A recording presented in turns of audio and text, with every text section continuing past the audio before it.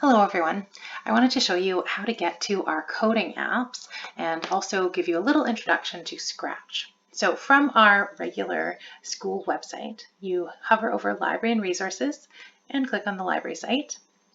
From here, you can either choose it up here or down in the bottom, Coding and Digital Making. So on this site, there's a lot of options, and they've all got different characteristics that are really awesome and might work better for different people. So if you want a description, right here, there's a link to a description of all of the different coding apps that we've got here and also some others. Scrolling down, these are where the keyboarding apps are. And there's a description as well.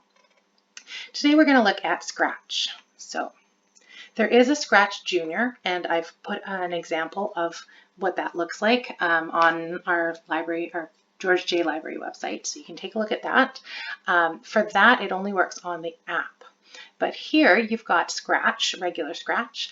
You do not need to join, so don't worry about that.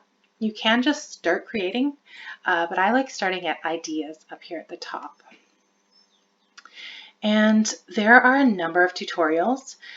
Once you've done the first tutorial, which is what I recommend starting with, you can move on to these activity guides that give you specific directions for how to do different activities, like making a chase game, or you can see these, creating a story, all sorts of different templates that you can work with.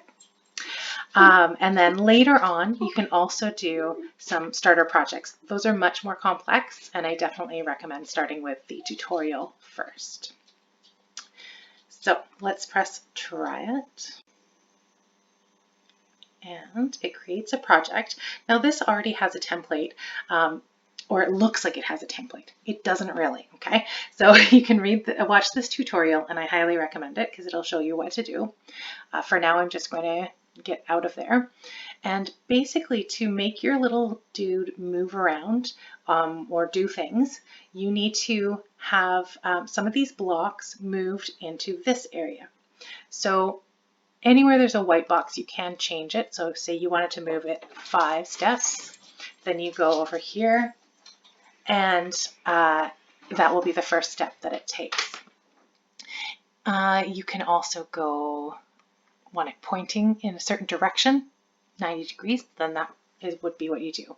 They've got different things for sound. You can get it to meow, and you can see you can just slide it right into their spots there. Okay. If you want to have different costumes, you can click on that, do some drawing, maybe give it some curly hair. Oops, you have to choose this first. Give it some curly hair maybe, coming out of the top of the head. Oh, it's beautiful, eh? And it's quite easy to just change your colors up there. Maybe you want some green grass. You just draw it in. Woohoo! Here we go. And you can see it's appearing right over here in real time. And if you do something and then you realize, oops, I have a green sun, if it's still selected, you can still change the color. Okay, so no problem.